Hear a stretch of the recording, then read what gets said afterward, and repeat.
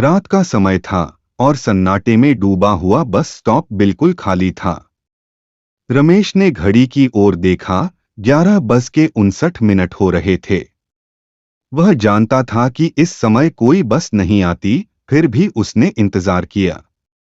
सामने की सड़क पर अचानक एक पुरानी जर्जर बस दिखाई दी।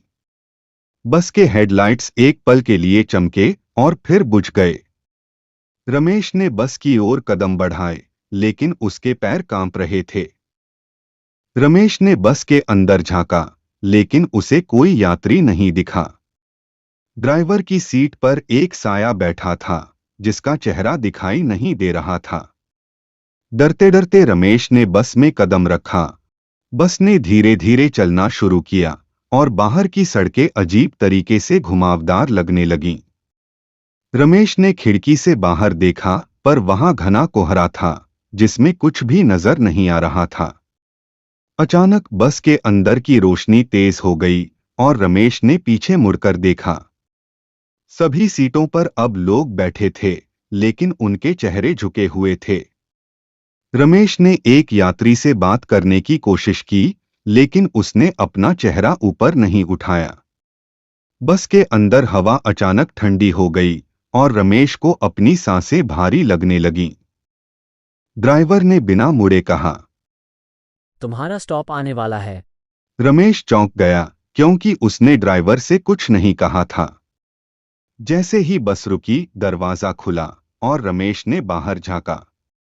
बस एक पुराने वीरान पुल पर खड़ी थी, जो टूटने के कगार पर था। रमेश ने उतरने की कोशिश की, लेकिन उसके पैर कांपने लगे। ड्राइवर ने अब उसकी तरफ मुड़कर देखा। उसके चेहरे पर केवल एक खोपड़ी थी। रमेश की चीख गूंजने से पहले ही बस के सारे यात्री एक साथ उठ खड़े हुए।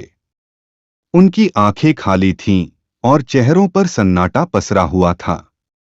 रमेश ने पुल से कूदने का फैसला किया, लेकिन उसके पैर जकड़े हुए थे।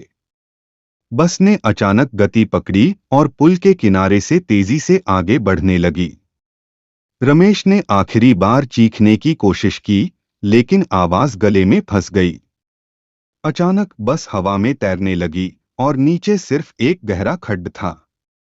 रमेश ने आंखें बंद कर लीं और बस तेजी से खड्ड में गिरने लगी। जब उसने आंखें खोलीं, वह वापस उसी बस स्टॉप पर खड़ा था। लेकिन अब बस स्टॉप पर एक पट्टिका लगी थी। यहाँ 20 साल पहले हुई बस दुर्घटना में सभी मारे गए थे।